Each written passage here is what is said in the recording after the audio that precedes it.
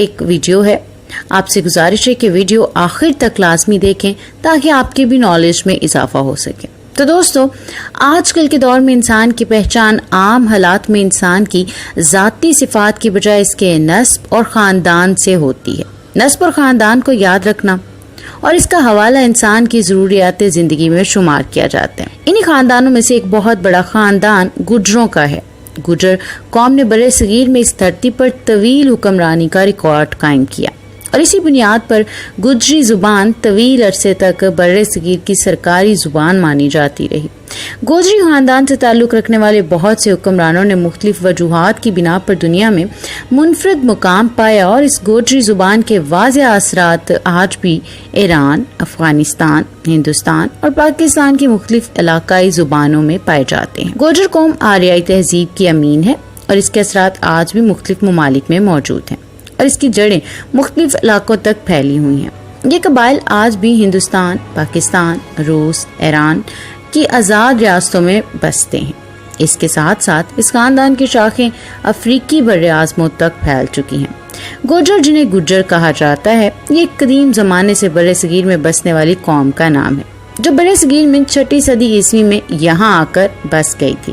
گوجروں کا اصل تعلق ہندوؤں سے تھا جو کہ وسطی ایشیا میں بستی تھی۔ ان ہند آرائی نسل سے گوجروں کی جسامت کے لحاظ سے دیکھا جائے تو یہ ظاہر ہوتا ہے کہ گوجروں کا تعلق تھا جو کہ مرکزی شمالی بھارت میں واقع 6 صدی عیسوی میں انہوں نے راجپوتانہ علاقے کا بڑا حصہ فتح کر لیا۔ گوجروں نے برِ صغیر کی تاریخ میں کافی عرصے اور کئی صدیوں تک بہت اہم کردار بھی نبھایا۔ گوجروں کی قوم 550 عیسوی کے قریب سفید ہندو کی قوم کے ساتھ یا ان کے بعد شمالی ہند میں داخل ہوئے تھے۔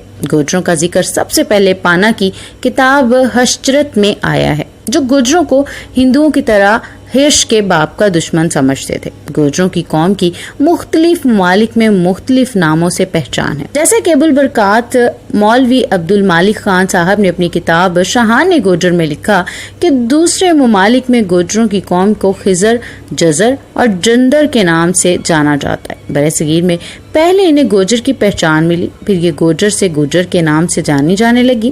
مختلف ممالک میں گجر مختلف ناموں سے گجر قوم کو پکارا جاتا ہے۔ گورجر، گوجر، گجر، گردانی، گرجی، گوردر اور گوج کے نام مقامی الفاظ ہیں جو کہ گجر قوم کے لیے مشہور ہیں۔ یہاں وسطی ایشیا میں گرجستان کی موجودگی اس بات کا پکا ثبوت ہے کہ یہ ایک بیرونی قوم تھی۔ یہ گوجر گرجستان سے آئے اور بحیرہ خزر کے ارد گرد آ کر بس گئے اور ان کا نام ان گوجروں کے نام خزر کی وجہ سے بحیرہ خزر پڑ گیا۔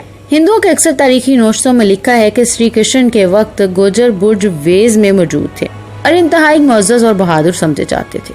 مسٹر ڈیزل ایبسٹن لکھتے ہیں کہ بلا شبہ گجر شمالی ہند کی بڑی قوم اور خاندان میں سے ایک ہے اور برِ صغیر پر صدیوں حکومت کرنے والا نسب ہے۔ میجر ڈاٹ نے انہیں ہندوستان کی قدیم اقوام میں شمار کیا ہے۔ حشیم بھٹ مشہور بھارتی تیغ آزما کے بارے میں کہا جاتا ہے کہ جب وہ پیدا ہوئے تو اس کی ماں چل بسی، تب وہاں ایک گجر خاندان نے اس کی تربیت کی ذمہ داری لی، کیونکہ اس وقت گجر قوم کو بہت ہی شریف اور معزز مانا جاتا تھا اور ان کے خون میں اور دودھ میں بہادری شامل ہے۔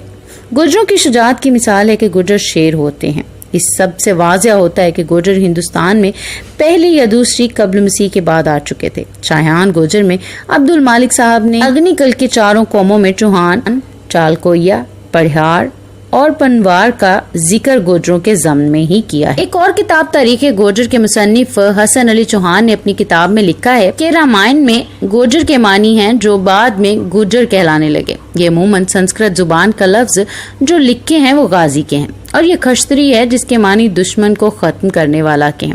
تاریخ گوجر میں سورج ہنسی، چندر ہنسی، چوہان، چالوکیا، پٹھیار، پنوار اور راٹھوروں کو بھی گجروں میں شامل کیا گیا ہے، لیکن ان اقوام نے بذات خود گجر ہونے کا کبھی دعویٰ نہیں کیا اور گجر خود ان تمام اقوام کو اپنے باپ دادا یا اپنا کوئی نسلی تعلق ان سے ہونے کا دعویٰ کرتے ہیں۔ مغل بادشاہ جہانگیر نے بھی گوجروں کے بارے میں کہا کہ گوجر نوکری یا روزگار نہیں کرتے بلکہ اپنا گزر بسر دودھ دہی پر ہی کرتے ہیں۔ گجرات کا نام صرف اس لیے گجرات پڑ گیا کیونکہ جلال الدین اکبر نے گوجروں کو ایک قلعہ بنا کر اس میں آباد کیا اور اس وجہ سے وہاں کا نام گجرات پڑ گیا۔ اسی سے واضح ہوتا ہے کہ گجر اور گوجر الگ الگ نہیں بلکہ ان کی اصل تاریخ میں گوجروں کی قوم اور آبادی کا دور دراز علاقوں میں موجود ہونا اس بات کا ثبوت ہے کہ یہ ایک ہی ہیں۔ گوجر ایک جنگجو قوم تھی اور آج تک گوجروں میں جنگ، لڑائی اور کشتی کے رجحانات گوجروں میں پائے جاتے ہیں۔ کانگڑا اور سنجھال جو ہند کے انتہائی شمالی مغربی حصے میں واقع ہیں، ان علاقوں کے پہاڑوں کے بیرونی کنارے کھال، گوجر، خانہ بدوش، چرواہوں اور غلہ علاقے بستیاں اور قصبے ان گوجروں اور بانوں کی طرز کی زندگی بسر کر رہے ہیں۔ اکثر علاقے انہی کے نام پر آباد ہوئے جو کہ ابھی تک آباد ہی ہیں۔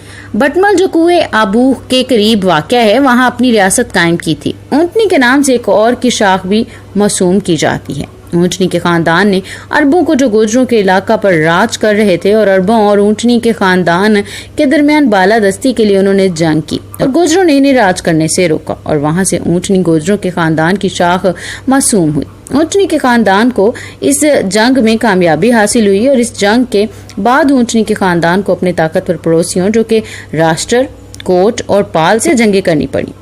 نگاہ بٹ دوم جو کہ اونٹنی کے خاندان کا راجہ تھا نے منگیر کے مقام پر دھرم پال کو شکست سے دوچار کیا۔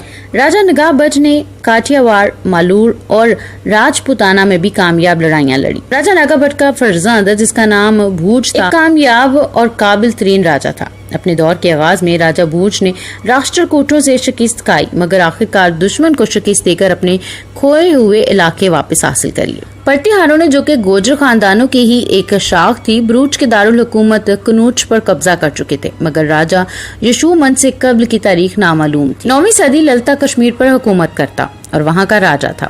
یشومن جنگ میں شکست کھا کر بھٹا کے آئل میں بنگال کے راجہ دھرم پال نے کنوچ کے راجہ کو تخت سے اتار کر اپنے پسندیدہ آدمی کو تخت پر بٹھا دیا۔ اس آدمی کو جو کہ زبردستی دھرم پال کی طرف سے راجہ بنایا گیا تھا، 816 عیسوی میں ناگا بٹ دوئم اونٹنی کے راجہ سے نکال کر باہر کر دیا گیا۔ اس کے بیٹے راجہ بھوج نے کنوج کے تخت کو اپنا کر ایک طویل عرصہ سے 840 عیسوی تک اس تخت پر حکومت کی۔ مہندر پال جو راجہ بھوج کا فرزند تھا، 890 تا 908 عیسوی تک اپنے 890 کی اس وسیع مملکت کو برقرار رکھنے میں کامیاب رہا مگر اس سنہری حکومت کو زوال تو آنا ہی تھا، جیسے کہ آپ جانتے ہیں کہ ہر عروج کو زوال لازمی ہے۔ راجہ بھوج کا بیٹا مہی پال اندر سوم جو کہ دکن میں موجود راشٹر کوٹیا خاندان سے تعلق رکھتا تھا، اس کے ہاتھوں سے شکست سے دوچار ہوا اور کنوج جو بروچ کا دارالحکومت تھا اندر سوم کے قبضے میں آ گیا۔ لیکن بعد میں مہی پال نے 2 بار دارالحکومت فتح کر لیا، لیکن اس میں اتنا انتشار پھیل چکا تھا کہ مہی پال ریاست کے بکھرے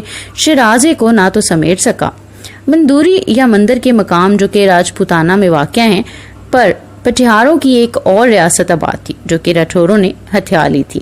شاہان گجر میں عبد المالک نے خضر قوم کی باقیات کی موجودگی کا دعویٰ محض اس لیے کیا کیونکہ شمالی پاکستان میں واقع شمالی پنجاب، شمالی سرحد اور کشمیر میں موجود گجروں کا کہنا ہے کہ وہ ترکی نسل سے ہیں۔ اب خضر قوم کی تاریخ میں جان کر دیکھے تو معلوم ہوتا ہے کہ خضر ایک ترکش قوم تھی جو کہ نوشیروان عادل سے پہلے عروج پر تھی اور غالباً یہی مانا جاتا ہے کہ یہی ترک تھے جن کے خلاف دربند کی دیواریں قائم کی گئی تھی۔ خضر قوم نے ترکی کی خانہ بدوش سلطنت کی روایات برقرار رکھتے ہوئے ایران کے علاقے قباد کی پہلی تخت نشینی کے وقت پر قبضہ کیا مگر خضر کے حملہ آوروں کا مقابلہ کرتے ہوئے قباد نے انہیں شکست دے کر ملک بدر کر دیا۔ سسانیوں نے جو کہ ایرانیوں کی حکومت کا دوسرا نام ہے، اپنے ترک ہمسایوں کے خلاف بحیرہ خضر کے مشرقی علاقوں میں دفاعی قلعے تعمیر کرنا شروع کر دیے۔ صوبہ جریجان ایران کے ایک صوبے کا نام ہے جو کہ 2 بزرگان کی وجہ سے بہت مشہور ہے، ایک ابو القاسم گرگانی اور دوسرے میر سید شریف گرگانی۔ نوشیروان عادل نے 533 عیسوی میں کیسر روم سے ایک معاہدے میں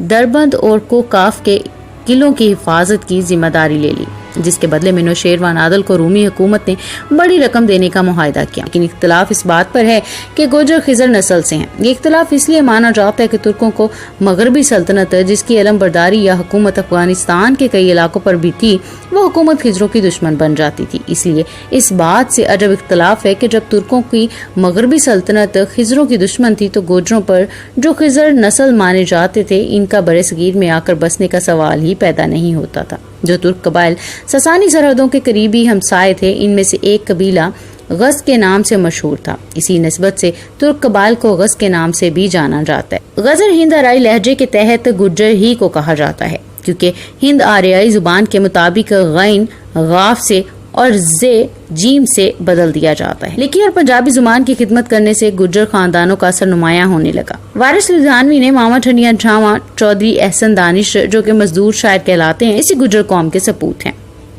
پاکستان کا نام تجویز کرنے والے اسلام رحمت علی، شعیب اختر، میجر طفیل ایک ویڈیو ہے۔ آپ سے گزارش ہے کہ ویڈیو آخر تک لازمی دیکھیں تاکہ آپ کے بھی نالج میں اضافہ ہو سکے۔ تو دوستو، آج کل کے دور میں انسان کی پہچان عام حالات میں انسان کی ذاتی صفات کی بجائے اس کے نسب اور خاندان سے ہوتی ہے۔ نسب اور خاندان کو یاد رکھنا اور اس کا حوالہ انسان کی ضروریات زندگی میں شمار کیا جاتا ہے۔ انہی خاندانوں میں سے ایک بہت بڑا خاندان گجروں کا ہے۔ گجر قوم نے برصغیر میں اس دھرتی پر طویل حکمرانی کا